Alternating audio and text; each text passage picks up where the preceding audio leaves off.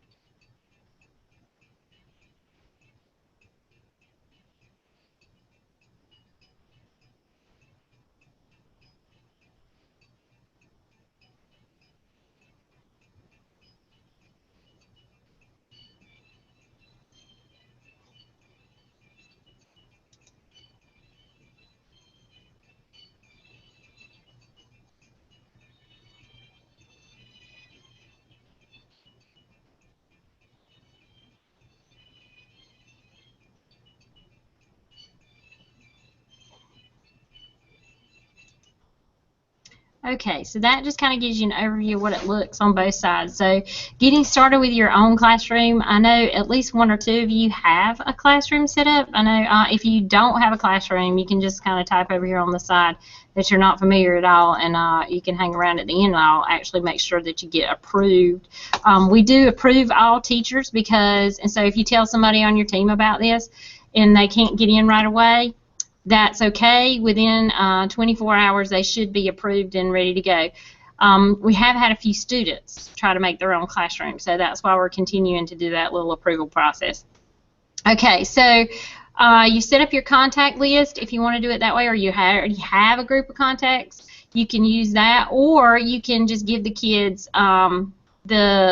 the link to your Classroom, and every Classroom has a unique code for students to join. So it's really easy to get started, and once you do get started, you'll see that it's very easy to distribute information to the kids. Alright, so accessing Classroom. You can go to the URL, which is classroom.google.com, or you can go under the Start menu on the desktop to the little Rubik's Cube or the App Launcher and go to More, and you'll see it in your More menu. Or on a Chromebook, you go to the App Launcher and you'll see it there as well. And that's true for all the students and the teachers. So the kids are going to see the Classroom icon. Actually, maybe not so much for the teachers on Chromebooks. You may have to go and actually download the app for it to show up in your App Launcher on the Chromebook. But it will be in your App Launcher on your desktop.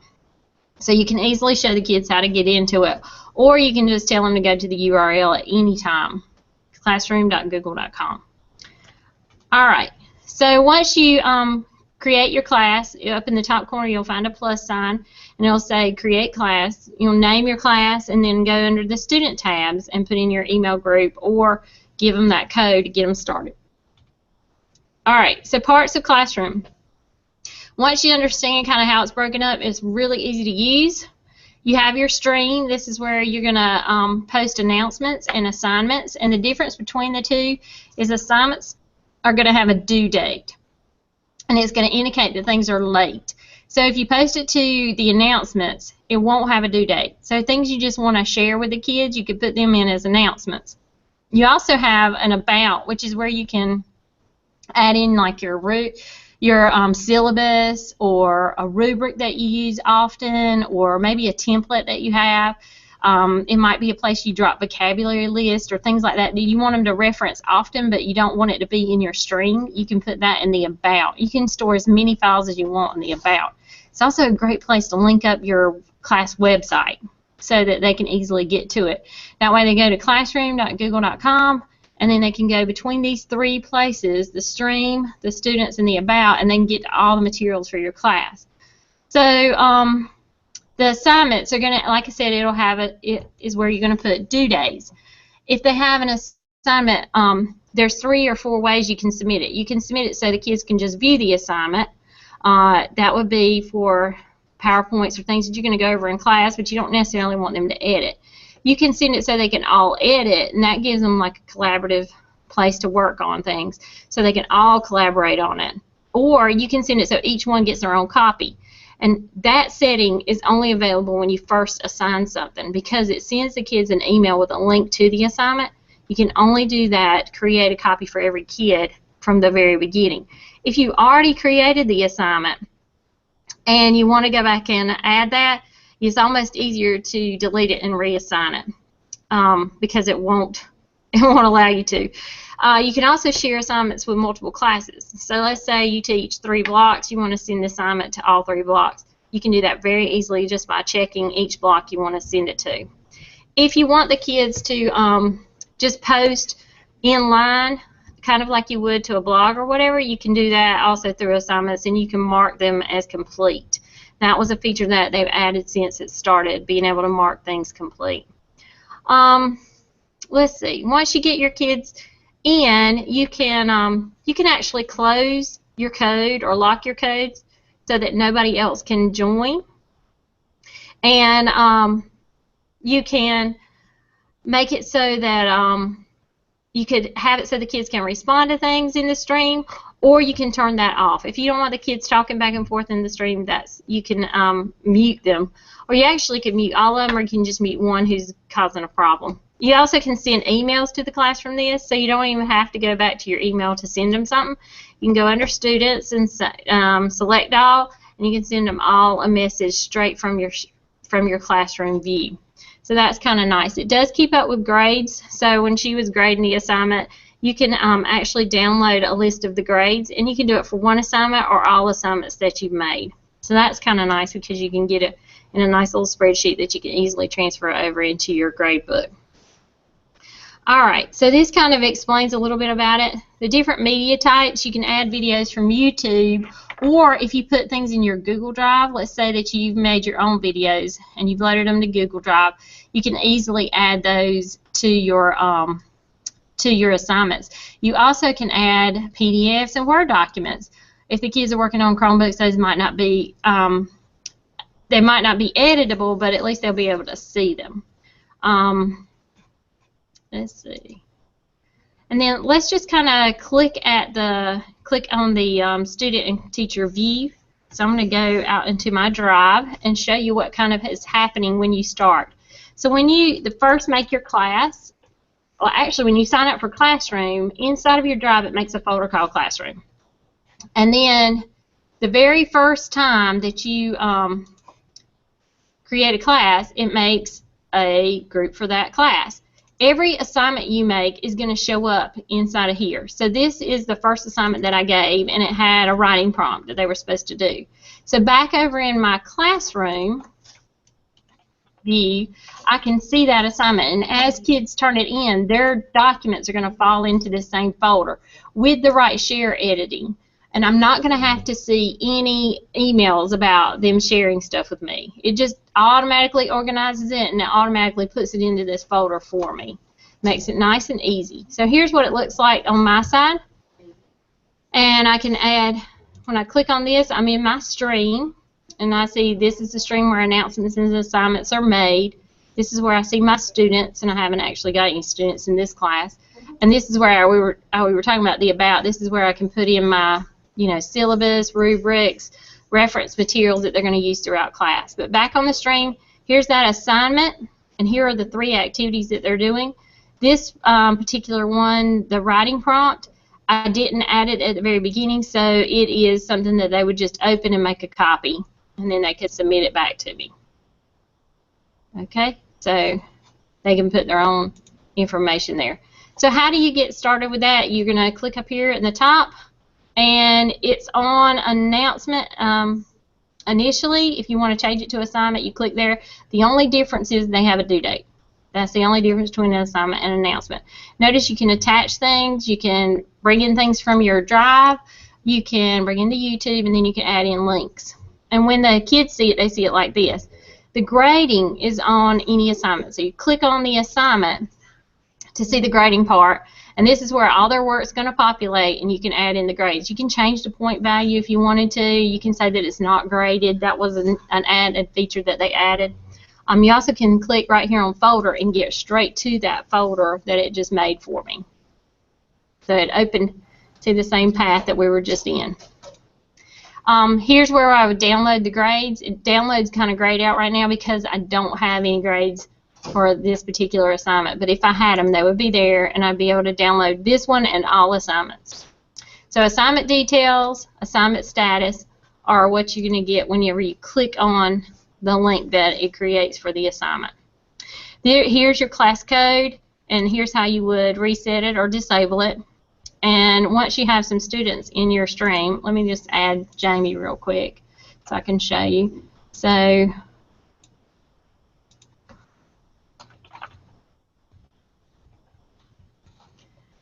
I'm in our VR room, and so he's not at my contacts are not in there, but he's invited, and you'll see once I have them, I can sort them. I can turn off their ability to comment or post. I can tell him that only the teacher can post. So I can also, once he accepts, I'd be able to mute him if he's causing a problem, and he often does, so I wouldn't be surprised if he got muted. All right, so that's kind of Classroom in a nutshell. So I wanted to give you a chance to ask questions. If you've got things that you want to know about, here's your chance, and I'll try to touch base about the other things that people were asking about. One of them was about collaboration. Like, how would you facilitate a collaborative document in here? So you could have the whole class collaborate very easily. When you're in your stream, you would just, when you make your assignment, you would, let's see, let me add in something. Test. Test. And so when I add my document, and I'm just going to add that same document with the writing prompt so you can see what I'm talking about. Right here, I can say everybody can edit it. That would make it so the whole class collaborate. Another thing you could do is do the make a copy for each student and let one student be like the leader of the group, and when they would share with everybody else who's in their group. So only that one person would actually turn it in for the group, but then you would apply the grade to everybody by marking it as complete. And that's really the only way you can do collaboration at this time. I feel like they're going to add a group component to this. It's a requested feature, but it's not been added yet. Another thing that they were asking about was preparing ahead of time and posting it later. So right now it's real time. So as soon as you post it, the kids can see it. And so I guess that's called a delayed release. And you would post it and then tell it when you want it to release it. And I feel like that'll probably come as well. But, you know, it's still a new product, and they're still working on their things. Down here in the corner, you'll see this little question mark. That's where you can send feedback of additional things that you want to add. And you just type in, you know, kind of what features you would look for to make it better. One other thing they asked about was parent access. So right now, parents would have to access it through their child's account, and in Edmodo, you know, can associate a parent to the child. Right now, that's not available, and it also is a requested feature. So those were the things that were questions from other groups. Do any of you have questions? You can type them in the chat, or if you wave at me, I can see most of you. I'll let you talk and tell me what your questions are.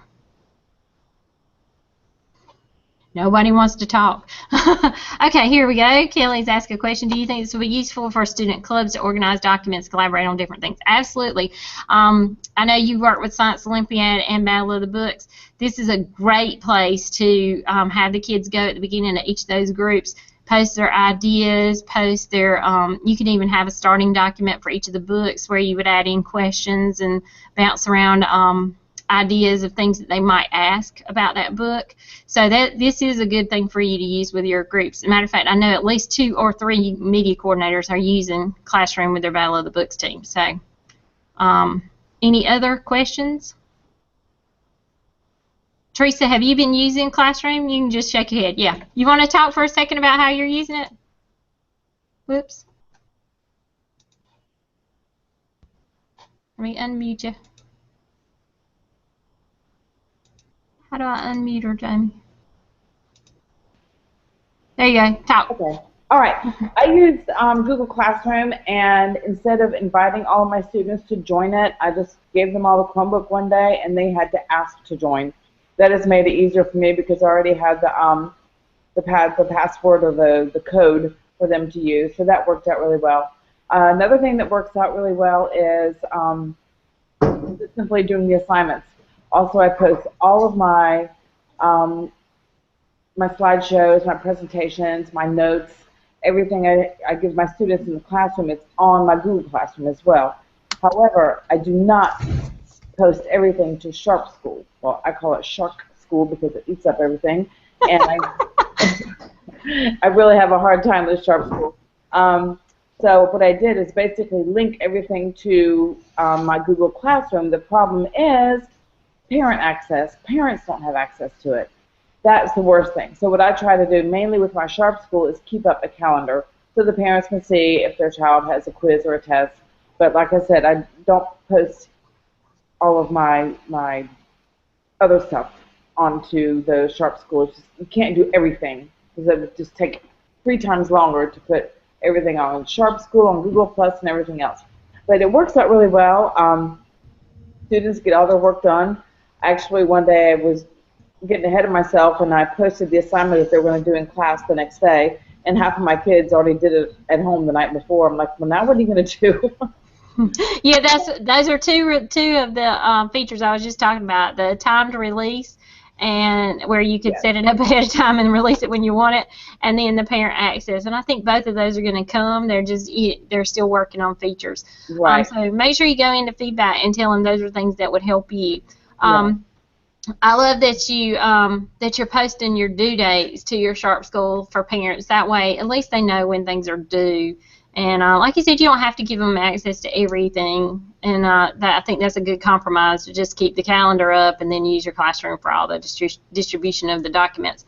One of the classes that I was working with, I told them, I said, think of it as the UPS truck. It's delivering all the packages. And what the kids do with the packages is kind of up to them after they get it from the UPS guy. So this is a UPS guy. He's delivering everything to them. So anybody else want to talk? Linda, I know you're using it. I'm going to unmute you again there, Teresa, and let Linda talk for a second. All right, Linda, I think you can talk now. Am I on now? Yep. Okay, yes, I have been using it, and I've actually gotten to the point where my Smartboard shows what they have to do. So when they come in, they know whether they're going to go and open the Chromebook or not, and most of it is their problem of the day, and they do that first, and then they might have an assignment that they have to do, or I've even gotten them to the point where the same PowerPoints that I have been teaching them for Cornell Notes, I have put it into the classroom, and while they might be doing that, I will go and grade the problem of the day, which is usually a review from before, and then I can see how they are and whether we have to go over it. And most of 80% of their time now, they enjoy working their assignments that way, so that I can also use, I've been using Padlet because a lot of them do not like to ask questions. So I have one computer in my classroom with Padlet, the other one I'm using for the grading. And I'm answering questions, and they are actually enjoying that. And I'm home for a couple of weeks because I had back surgery, and luckily, a back, I have to just sit down a lot. So the sub and I have been working together, and I've had Padlet on, and I've been actually helping teach my kids even when I was home. Cool. That's really neat. So, well, she's using Padlet like a back channel. So instead of having the kids ask questions out loud in class, she just got it up in the background so that the kids can ask, and kind of it be almost like a private place for them to chat with Ms. Foe when they need help. So that's a neat way to use Padlet too. I love that you're able to keep teaching even though you're at home. That's pretty cool. They were really surprised because the sub kept saying, you know, she is watching you. And then when she had told me because she was texting me. And then so what I would do is I'd put an announcement in the block, because I have them broken down so each block has their own classroom. And I said, yeah, I see which ones are taking too long because it gives a timestamp, and I know which ones are not doing it. So you need to be doing the work with Miss Rice or me. And they said, we're tired. You need to come back. Making them work too much. All right. So anybody else want to share either something they're doing in classroom or a question they have, Diana or Doug, Kelly? All right. Well, if you want help getting started with your classroom, me, Brandy, or Pam, any of us will be happy to come out and help you get started. It's really easy to get started. It's maintaining it that takes a little bit more effort. But once you get all the kids in there, sending them videos, a lot of people are using the YouTube, and make sure you know that your kids do have access to YouTube. We were asked to provide some documentation to the board about how that was going, and all the feedback we've gotten has been very positive, so the students do still have access to YouTube. And a lot of them don't even really know that it's there because all of it's sent to them through Classroom and other ways, so they don't even realize that they could go straight to YouTube and see things. But sending them videos, adding in links can all make it even more dynamic for your use in the classroom. So if you have any questions when you get started, just send us an email. We'll be happy to help you, and good luck. I hope you get started with Classroom. We're in a few minutes early, but I'm sure you all want to get home and get your bread and milk so you can be ready for this big storm we're going to have. So I hope you have a great afternoon, and you might be off tomorrow. You can set up your classroom, so you got something to do now. All right. Talk to you guys later. Have a great one. Bye.